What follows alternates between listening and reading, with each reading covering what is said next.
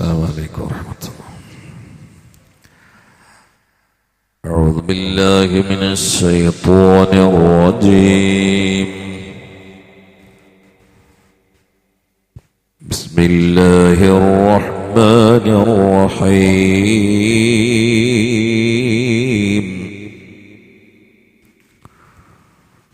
وكذلك أعثرنا عليهم ليعلموا أن وعد الله حق وأن الساعة لا ريب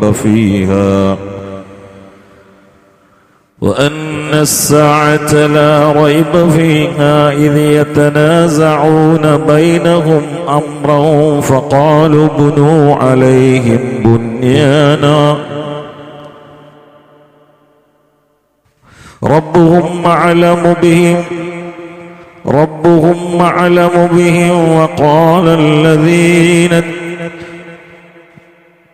وقال الذين غلبوا على أمرهم لنتخذن عليهم مسجدا. صدق الله العلي العظيم. لا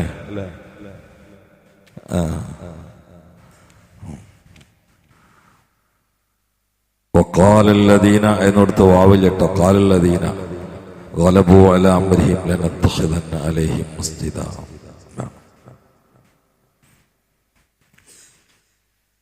وكذلك അപ്രകാരം തന്നെ അഅ്സർന അലൈഹിം കുറെ അപ്രകാരം പറഞ്ഞപ്പോ وكذلك ബഅസ്നാഹും അപ്പൊ അപ്രകാരം തന്നെ എന്ന് പറഞ്ഞാൽ ഇതൊക്കെ ഇങ്ങനെ ചെയ്തിങ്ങനെ വരുന്ന അല്ലാഹു തആല ഇങ്ങനെ പറയാതെ ഇതേമാതിരി തന്നെ അഅ്സർന അലൈഹിം അവരുടെ മേൽ നാം അറിയിച്ചു കൊടുത്തു. അഅ്സർന അലൈഹിം ഇവരെ നമ്മൾ വെളിവാക്കി കൊടുത്തു. ഈ ഗുഹാവാസികളെ അന്നുള്ള നാട്ടുകാർക്ക് വെളിവാക്കി കൊടുത്തു. എങ്ങനെയാണ് ഈ വെളിവാക്കി കൊടുത്തത്? ഇയാള് ഒരു നാണയേറ്റ് അങ്ങാടിക്ക് സാധനം വാങ്ങാൻ പോയല്ലോ. നമ്മൾ കഴിഞ്ഞ ആയത്തുകളിൽ പറഞ്ഞിട്ടുണ്ട്. അവർ ഉണർന്ന ഉടനെ അവർ പറഞ്ഞു, നമ്മൾ തർക്കിച്ചിട്ട് കാര്യമില്ല, നിങ്ങൾ ഒരാളെ അങ്ങാടിക്ക് വിടും,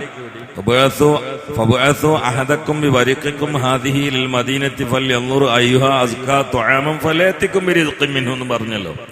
അപ്പൊ ഒരാളെ അങ്ങാടിക്ക് വിട്ടിട്ട് ആ ധാന്യം കൊണ്ട് ഭക്ഷണം വാങ്ങിക്കൊണ്ടാൻ വേണ്ടി പറ. അയാള് അവര് ഉറങ്ങണ ആ കാലത്തുള്ള വെള്ളിനാണ എടുത്തിട്ട് അങ്ങാടിക്ക് ഭക്ഷണ സാധനം വാങ്ങാൻ വേണ്ടി പോയി. അങ്ങനെയാണ് അള്ളാഹ് അറിയിച്ചു കൊടുത്തത്. ആ ഭക്ഷണം ചോദിച്ചിട്ട് ഈ സാധനം നാണയം കൊടുത്തപ്പോ കടക്കാരൻ പറഞ്ഞു, എന്തത് ഇയാളെന്തേ? അല്ല ഇതിപ്പോ എവിടെ നിങ്ങൾക്ക് കിട്ടിയേ? ഇതിന്റെ വരിയെന്ന് പൈസ എടുത്ത് കൊടുക്കുന്നത്. ഇത് 200-300 കൊല്ലം പോയി നാട്ടിൽ വിനിമയത്തിൽ ഉണ്ടായിരുന്ന സാധനമല്ലേ, ഇതിപ്പോ ഇക്കാലത്ത് എടുക്കുവോ? എവിടെ നിങ്ങൾ വരണെന്ന് വെച്ചു. അപ്പൊ യാക്കൊരു പന്തി കേട്ടു, രൂപം ഇതൊക്കെ കൂടി മുടിയൊക്കെ കുറച്ച് നീണ്ടിട്ടുണ്ട്. നേരെ രാജാവിനെ വരെ അറിയിച്ചു. അന്നത്തെ രാജാവ് അയാളെ വരുത്തിയിട്ട് സംഗതി അന്വേഷിച്ച് നോക്കുമ്പോൾ കള്ളി ഒളിഞ്ഞു. അപ്പൊ ഇവരുടെ ഒരു ചർച്ച ഉണ്ട്. ദിക്കിയാനൂസിന്റെ കാലത്ത് നാട്ടിലുള്ള 7 ചെറുപ്പക്കാർ സത്യവിശ്വാസം ഉൾക്കൊണ്ട് അതിന്റെ സംരക്ഷണാർത്ഥം മലമുകളിൽ കയറി ഗുഹന്റെ ഉള്ളിൽ അഭയം പ്രാപിച്ചിട്ടുണ്ട്. അവരെ കാണാനില്ല എന്നുള്ളൊരു പ്രചരണ നാട്ടിൽ ഈ കാലങ്ങൾ എത്ര കഴിഞ്ഞിട്ട് അവരുടെ ഇടയിലുണ്ട്. അത് വെച്ചിട്ട് അവരുടെ ഇടയിലുള്ള ആ വിശ്വാസം വെച്ചിട്ട് അവരെല്ലാരും കൂടി ഗവേഷണം ചെയ്തുകൊണ്ട് ഉറപ്പിച്ചു ഇതന്നെയാണ് ആ ചെറുപ്പക്കാർ, ഇത് അത്ഭുതമാണ്. അതോടുകൂടി അവിടെ വേറൊരു സംഗതി കൂടിയുണ്ട്. അന്ന് നാട് ഭരിച്ചിരുന്ന രാജാവിനും കുറെ ആളുകൾക്കും ഒന്നും മരിച്ചാ പിന്നെ എണീക്കോ, അങ്ങനെ എണീപ്പിക്കാൻ അള്ളാഹ്ക്ക് കഴിയോ, പിന്നൊരു ജീവിതം ഉണ്ടോ എന്ന് രാജാവടക്കം വസ്വാസിലായിരുന്ന, പുനർജന്മത്തെക്കുറിച്ച് പുനർജീവിതത്തെക്കുറിച്ച് സംശയാലുവായിരുന്ന, അല്ലെങ്കിൽ തർക്കത്തിലായിരുന്ന, അല്ലെങ്കിൽ സന്ദേഹവാദികളായിരുന്ന, ഒരർത്ഥത്തിൽ പലരും നിഷേധികളായിരുന്ന ആ നിലക്കുള്ള ചർച്ചകൾ കൊടുമ്പിരി കൊള്ളുന്ന ഒരു സമയം കൂടിയാണ്. അപ്പൊ അവരുടെ ചർച്ചകൾ ശൂന്യമാണ്. മരിച്ചു കിടക്കുന്ന ആൾക്കാരെ രണ്ടാമത് ജീവിപ്പിക്കാൻ അള്ളാഹ്ക്ക് കഴിയുമെന്ന് അവരുടെ മുമ്പിൽ തെളിയിക്കാൻ അക്കാലത്ത് ഇവരെ ജീവിപ്പിച്ചത് അങ്ങനെ ശരിയായി. ഇതിൽ അങ്ങനെ ഒരുപാട് രഹസ്യങ്ങളുണ്ട്. അല്ലാതെ ചരിത്രം ഇങ്ങനെ പറഞ്ഞ പോലെയല്ല. അതിനാണ് അള്ളാഹ് പറഞ്ഞത് കദാലിക അഅ്സർനാ അലൈഹിം, അവരുടെ മേൽ ഇവരെ നമ്മൾ വെളിവാക്കി കൊടുത്തു. എന്തിന്? ലിയഅലമു അന്ന വഅദല്ലാഹി ഹഖ്, മനുഷ്യന്മാരും മരിച്ചാൽ രണ്ടാമത് പടച്ചവൻ മറ്റൊരു ജീവിതത്തിന് വേണ്ടി എഴുന്നേൽപ്പിക്കുമെന്ന് അള്ളാന്റെ വാഗ്ദാനം ശരിയാണ് അന്ന സഅത ലാ റൈബ ഫീഹാ, അന്ത്യദിനം നടക്കും, ഒരു സംശയവും വേണ്ട എന്ന് കൂടി അവരെ ബോധ്യപ്പെടുത്താനാണ് ഈ കാര്യം ചെയ്തത്.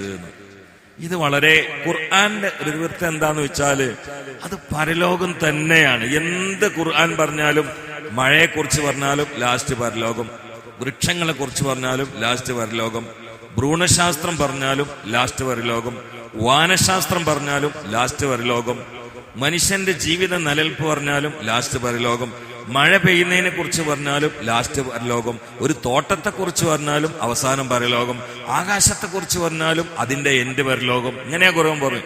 എല്ലാതും പരലോകത്തിന് വേണ്ടി. ഏതല്ലാത്തത് എല്ലാതും തന്നെയാണ്. ഇപ്പൊ ലോകത്തെ ഏറ്റവും വലിയ ഭ്രൂണശാസ്ത്രം, അതിനെ കുറിച്ച് പറഞ്ഞ സൂറത്ത് എടുത്തു നോക്കിയാലും അതിലും പരലോകം. ഇനി മനുഷ്യന്റെ ഘട്ടങ്ങളെ കുറിച്ച് വളരെ വൃത്തിയായി, വ്യക്തമായി, സത്യമായി, ശക്തമായി ഖുർആൻ പറഞ്ഞ ആയത്തുണ്ട്. അതിന്റെ ലാസ്റ്റ് പരലോകം നോക്കൂ.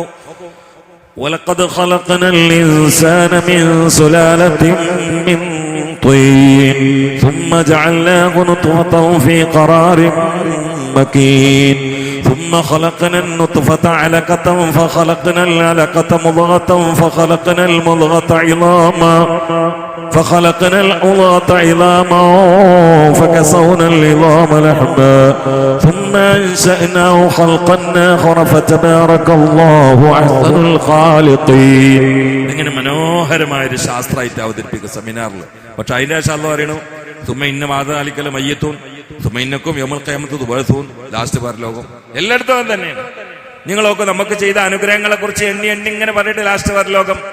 ألم نجعل الأرض مهادا والجبال أوتادا وخلقناكم أزواجا وجعلنا نومكم سباتا وجعلنا الليل لباسا وجعلنا النهار معاشا وبنينا فوقكم سبعا شدادا وجعلنا سراجا وخاجا وأنزلنا من المعصرات ماء ثجاجا لنخرج به حبا ونباتا وجنات ألفافا. മനോഹരമായി നമുക്കുള്ള അനുഗ്രഹങ്ങൾ ഭൂമിയിൽ നിന്നുള്ളതും ആകാശത്തിനുള്ളതും അനുഗ്രഹങ്ങൾ ഇങ്ങനെ പറഞ്ഞു ഇവിടെ എത്തിയപ്പോ തരം മാറി.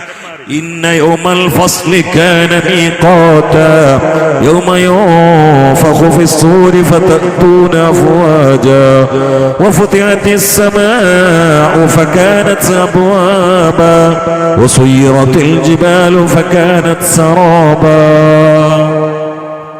തോട്ടങ്ങള്, മുന്തിരിത്തോട്ടങ്ങള്, ആപ്പിള്, വെള്ളം, ഭൂമിയെ തൊട്ടിലാക്കി തന്നു, ആകാശത്ത് മഴ തന്നു. ഇതൊക്കെ കഴിഞ്ഞിട്ട് ഒരറ്റടി ഇന്ന യൗമൽ ഫസ്ലി കാന മീഖാത്താ. പരസ്പരം സത്യം അസത്യം വേർതിരിക്കുന്ന, നന്മകളും തിന്മകളും വേർതിരിക്കുന്ന, നരകക്കാരെയും സ്വർഗക്കാരെയും വേർതിരിക്കുന്ന അന്ത്യദിനം ഇതാ നിശ്ചയിച്ചിരിക്കുന്നു, അത് വരാൻ പോവാണ്. അതൊക്കെ പറഞ്ഞിട്ട് അങ്ങോട്ടുണ്ട്. ഏത് സ്ഥലത്തും ഇപ്പൊ വാനശാസ്ത്രത്തെ കുറിച്ച് പറയണു. إن في خلق السماوات والأرض واختلاف الليل والنهار لآيات لأولي الألباب الذين يذكرون الله قياما وقعودا وعلى جنوبهم ويتفكرون في خلق السماوات والأرض ربنا ما خلقت هذا باطلا سبحانك فقنا عذاب النار. അവസാന ആഖിറത്ത് കണ്ടെത്തിച്ചു. എന്തൊരു സൗന്ദര്യമാണെന്ന് അറിയാം. ഈ ഖുർആന്റെ എല്ലാ സൂറത്തിലും അങ്ങനെയാണ്. അതിന് ലക്ഷ്യം ഈ കാര്യത്തെക്കുറിച്ചോ ശാസ്ത്രം പഠിപ്പിക്കലോ അല്ലെങ്കിൽ തോട്ടം തന്നു എന്ന് അറിയിക്കലോ ഒന്നുമല്ല. അതിലൂടെ അല്ലാഹു തആല ലക്ഷ്യമാക്കുന്നത് ആഖിറം രക്ഷപ്പെടുക എന്നതാണ്. മഴനെ കുറിച്ച് പറഞ്ഞപ്പോഴും ആഖിറം, തോട്ടത്തെ കുറിച്ച് പറഞ്ഞപ്പോഴും ആഖിറം, ആകാശത്തെ കുറിച്ച് പറഞ്ഞപ്പോഴും ആഖിറം, നക്ഷത്രങ്ങളെ കുറിച്ച് പറഞ്ഞപ്പോഴും ആഖിറം, സൂര്യനെ കുറിച്ച് പറഞ്ഞപ്പോഴും ആഖിറം. ഇവിടെ ഇവരെ ഈ കഥ ഇങ്ങനെ പറഞ്ഞിട്ട് അവരെ ഉണർത്തി ജനങ്ങൾ അറിഞ്ഞപ്പോ അവിടെ ഒരൊറ്റ വെക്കൽ നിശ്ചയം അന്ത്യപ്രളയം നടക്കുകയും ഒരു സംശയം വേണ്ട. അപ്പൊ ലക്ഷ്യം ആഖിറമാണ്. കാരണം ഇത് ജീവിതമല്ല, ഇത് ജീവിതത്തിലേക്കുള്ള യാത്രയാണ്. ഈ ജീവിതം എടുത്തിട്ട് നാളെ കണ്ണടക്കും. ഇവിടെ ഇപ്പൊ പലരും പലേതേറ്റും വരും. അതുമല്ല മാലിക് യൗമിദ്ദീൻ എന്ന് പറഞ്ഞു.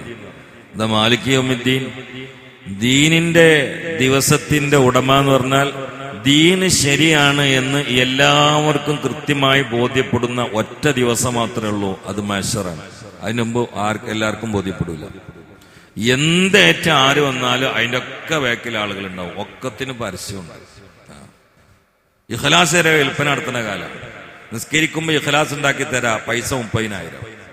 ഇങ്ങനെ ഏതെങ്കിലും കാലത്ത് ആരെങ്കിലും നടത്തിയിട്ടുണ്ടോ? മനസ്സിൽ ഇഖ്ലാസ് ഉണ്ടാക്കി കൊടുക്കാൻ 30,000 റുപ്യ.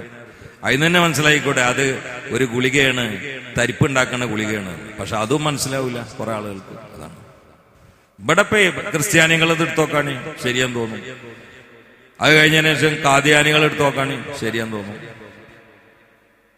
ഇവിടെ ആരുതാ ശരിയാന്ന് തോന്നാത്തത്? അപ്പോ ദീന് ഹക്കായ ദീന് മാത്രമാണ് കൃത്യമായി ശരിയെന്ന് എല്ലാ യുക്തിവാദികൾക്കും അല്ലാത്തവർക്കും ഏത് മതക്കാർക്കും മതമില്ലാത്തവർക്കും കൃത്യമായി ബോധ്യപ്പെടുന്നത് നാളത്തെ ദിവസം മാത്രം. അവിടെ ജയിക്കുന്ന ആളുകളിൽ അള്ളാഹു നമ്മെ ഉൾപ്പെടുത്തട്ടെ. അതിനുവേണ്ടി കൃത്രിമമായ സമാധാനം എന്നതിലപ്പുറം കൃത്യമായ സമാധാനം നെഞ്ചിൽ തറക്കുന്ന യഥാർത്ഥ മുത്തഖീങ്ങളിൽ അള്ളാഹു നമ്മളെ ഉൾപ്പെടുത്തട്ടെ. എല്ലാം അള്ളാന്റെ പണി. കള്ളുടിച്ചാലും രസം ഉണ്ടാവും, അള്ളാന്റെ പണിയാണ്. പക്ഷെ മാർഗം ശരിയല്ല എന്ന് മാത്രം. പിന്നെ തൗഹീദിന് രസമുണ്ട്, യഥാർത്ഥ ഇഖ്ലാസ് പെട്ടെന്ന് ഇളകൂല എന്നാണ്. ഒരിക്കലും പെട്ടെന്ന് ഇളകൂല. നേരെ മറിച്ച് ഷിർക്കിന്റെ കുഫറിന്റെ ഒരു കൃത്രിമ രസമുണ്ട്, അത് വേഗം ഇളകും. അതാണ്. അല്ല മൂസാ നബി അലൈഹി ഇസ്ലാമിന്റെ അനുയായികൾ മൂസാ നബിന്റെ കൂടെ തന്നെ ഇങ്ങനെ നടന്നിട്ട് തൗറാത്ത് വാങ്ങാൻ വേണ്ടി തൂരിസിന മലന്റെ മേലെ പോയിട്ട് തിരിച്ചെന്നപ്പോഴേക്ക് അവര് പിന്നെയും പശുക്കുട്ടിനെ ആരാധിക്കാൻ തുടങ്ങിക്കണം. മുസാനബിന്റെ കൂടെ കൂടിങ്ങാണ്ട് തൗഹീദ് പഠിച്ച് മുസാനബിന്റെ ആളുകളായി നടക്കല്ലേ. കുറഞ്ഞ ദിവസം വിട്ടുന്നപ്പോഴേക്ക് എന്തിനാണ് ഇവരെ പിന്നെയും പശുക്കുട്ടിനെ ആരാധിക്കാൻ തുടങ്ങി? അതിന്റെ രസമുണ്ട്, അത് വേഗം കിട്ടും. ഇതിന്റെ രസം വേഗം കിട്ടൂല. അതാണത്. അതിന്റെ രസമുണ്ട്, അത് വേഗം കിട്ടും. ഇതിന്റെ രസം വേഗം കിട്ടില്ല. ഇതിന്റെ രസം കിട്ടിയാൽ പിന്നെ നിൽക്കൂല, അത് മാറൂല. അത് നിലക്ക് പരമാനന്ദമായിട്ട് മാറും. ഖുർറത്തു ഐനി ഫി സ്വലാഹ് നബിയുനാ റസൂലുള്ളാഹി. അപ്പൊ ഈ ഇൽമിയായ പ്രകാശം ഉള്ളിൽ കയറിയിട്ട് അതിനൊരു കൃത്യമായ സമാധാനം കിട്ടാണ്ട് അത് സ്ഥായിയായിട്ട് നിലനിൽക്കും. അത് സ്ഥായിയായിട്ട് നിലനിന്നാൽ അതിന്റെ ആത്യന്തികമായ ലക്ഷ്യം മരിക്കുന്ന സമയത്ത് ചിരിച്ചങ്ങട്ട് കലിമല്ലിയിട്ട് മരിക്കാൻ കഴിയും. അള്ളാഹു തൗഫീഖ് ചെയ്യട്ടെ, അള്ളാഹു തൗഫീഖ് ചെയ്യട്ടെ. അങ്ങനെ ചിരിച്ചു മരിക്കണ. ഇപ്പൊ നാളെ അലിക്കുട്ടി വഫാത്തായി കിടക്കണ ആ മുഖം നോക്കുകയാണ് നിങ്ങളെ ചിത്രത്തിൽ. സാധാരണ മയ്യത്തുകളുടെ ഇവിടം കണ്ട് പൊന്തിച്ച് കെട്ടിയാൽ ഈ കവിളും കണ്ട് തുറച്ചാൽ ചിരിച്ചമാതിരി തോന്നും. ഉള്ളൊക്കെ സ്വർണ്ണം. ഇതങ്ങനെയല്ല. ഉസ്താദിന്റെ കൂടെ ഒരുപാട് നടന്ന ആളാണ് ഞാൻ. വളരെ ശാന്തനാണ്, സൗമ്യക്കാരനാണ്, സൽസ്വഭാവിയാണ്, എല്ലാരെയും സ്നേഹിക്കുന്ന ആളാണ്. അതും പറഞ്ഞുതരാം. ഉസ്താദിന് ശത്രുക്കളില്ല, ഇല്ല, ശത്രുക്കളില്ല. എല്ലാരെ കണ്ടാലും കെട്ടിവിടും, ശത്രുക്കളില്ല. ആ കൽബിന്റെ വൃത്തിയാണ് ആ മുഖത്ത് കണ്ടത്, വേറൊന്നുമല്ല. ഞാൻ അതിന്റെ അപ്പുറത്തൊന്നും പറഞ്ഞുണ്ടാക്കൊന്നും വേണ്ട. ആ കൽബിന്റെ വൃത്തി ഉണ്ടല്ലോ, അതാണ് ആ മുഖത്തുണ്ട്. അതിനിപ്പോ ഒരുപാട് ആൾക്കാരങ്ങനെ വഫാത്താണ്ടിട്ട് ഞാനിപ്പോ അടുത്ത ഉസ്താദിനെ കണ്ട മുഖം മനസ്സിൽ വന്നോണ്ട് പറഞ്ഞെന്ന് മാത്രം. കൽബ് വൃത്തിയുള്ള എല്ലാരും അങ്ങനെ പോവാ. അള്ളാഹു ആ കൂട്ടത്തിൽ പെടുത്തട്ടെ, അള്ളാഹു ആ കൂട്ടത്തിൽ പെടുത്തട്ടെ. കാരണം ഇതൊക്കെ പറഞ്ഞിട്ട് അള്ളാഹു ലാസ്റ്റ് ഇങ്ങനെ ചുമരടിപ്പിച്ചിട്ട് വെച്ച് ജാമാക്കണത് അന്ത്യാണ്. അന്ത്യം, മരണം, പരലോകം, ഖബർ. മഴ എങ്ങനെ പറഞ്ഞാൽ അള്ളാഹ് പറയും ഇങ്ങനെ തന്നെയാണ് മരിച്ചാലെ ജീവിപ്പിക്കുന്നത്. കാരണം അവിടെയും വെച്ചു കൊടുക്കും അത്. അപ്പൊ അള്ളാഹുവിന്റെ യഥാർത്ഥ ഖുർആൻ വഴിയുള്ള ലക്ഷ്യം നമ്മൾ അറിയാതെ പോരുത്. കേവലമായിട്ടുള്ള ചരിത്രം പഠിപ്പിക്കലോ സംഭവങ്ങൾ കേൾപ്പിക്കലോ അല്ല. അതിൽ നിന്നുള്ള ഗുണപാഠം ആഖിറത്ത് ഓർമ്മപ്പെടുത്തലാണ്. അത് ഉൾക്കൊള്ളാൻ അള്ളാഹു തൗഫീഖ് ചെയ്യട്ടെ. ആഖിറമാണ് ജീവിതം എന്ന് തിരിച്ചറിഞ്ഞ് അതിന് ഒരുങ്ങുന്ന ആളുകളുടെ കൂട്ടത്തിൽ അള്ളാഹു നമ്മെ എല്ലാം ഉൾപ്പെടുത്തട്ടെ. ഇന്ന് ചായം ചെയ്യുന്നുണ്ടോ വാക്ക? നാളെ എന്നല്ലേ? നിങ്ങൾ ഇന്നലെ എന്താ അങ്ങനെ പറഞ്ഞേ തോന്നുന്നു? ഇന്ന് ഇല്ലാന്നാ പറഞ്ഞേ? ഇപ്പൊ ഇല്ലാന്ന് പറയണ കാലായി. ഉണ്ട് എന്നല്ല പറയണ്ടേ. കാരണം എന്നും ചീർഞ്ഞ് അപ്പൊ ഇല്ലാത്ത ദിവസം പറഞ്ഞാൽ മതി. പണ്ടൊരാള് പറഞ്ഞാല് ഞാൻ ആദ്യം തല നോക്കിയിട്ട് നരച്ച മുടി ഏതാ നോക്കിയിട്ട് പറിക്കലായിരുന്നു. ഇപ്പൊ കറുത്ത മുടി ഏതാ നോക്കിയിട്ട് പറിക്കലാണ്. കാരണം ഒക്കെ നരച്ചാന്ന് പറഞ്ഞാല് ഇപ്പൊ എല്ലാ ദിവസവും ചീർണിയായതുകൊണ്ട് ഇല്ലാത്ത ദിവസം പറഞ്ഞാൽ മതി. മുമ്പ് ബാവക്ക് അങ്ങനെയല്ലായിരുന്നു, മറ്റൊന്നോള് ചീർണിയുണ്ട് എന്ന് പറയും. അങ്ങനെ ഏതായാലും തരുന്ന ആളുകൾക്ക് അല്ലാഹു തആല ഖൈറും ബർക്കത്തും ഏറ്റേറ്റ് കൊടുക്കട്ടെ. സല്ലല്ലാഹു അലാ മുഹമ്മദ് സല്ലല്ലാഹു അലൈഹി വസല്ലം. സല്ലല്ലാഹു അലാ മുഹമ്മദ് സല്ലല്ലാഹു അലൈഹി വസല്ലം. അല്ലാഹുമ്മ സല്ലി അലാ മുഹമ്മദ് യാ റബ്ബി സല്ലി അലൈഹി വസല്ലം.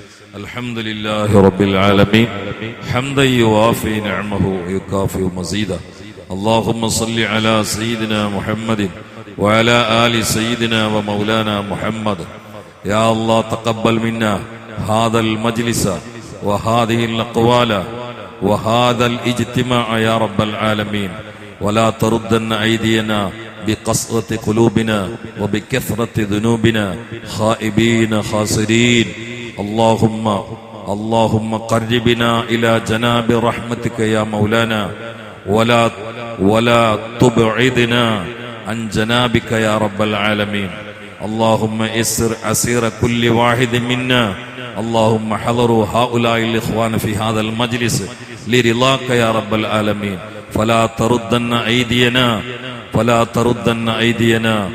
تردن أيدينا يسر عسيرنا وسهل أمورنا وقل ما في ضمائرنا وأد ديوننا واكشف كروبنا وأزل همومنا وطول أعمارنا واشف أمراضنا وأمراض المرضى يا شافي يا كافي يا معافي يا رب العالمين اللهم بارك لنا في جميع أمورنا خصوصا في هذا المجلس خصوصا في التعليم وفي التعلم وفي التدريس وفي جميع أحوالنا وفي التجارات وفي أرزاقنا وفي زروعنا وفي معاشنا وفي أفعالنا وفي أقوالنا وفي أحوالنا وفي حياتنا وعند مماتنا يا رب العالمين وارزقنا الحج والعمرة والزيارة المرضية مرارا قبل أن تميتنا يا رحيم يا رحمن يا عليم واغفر لنا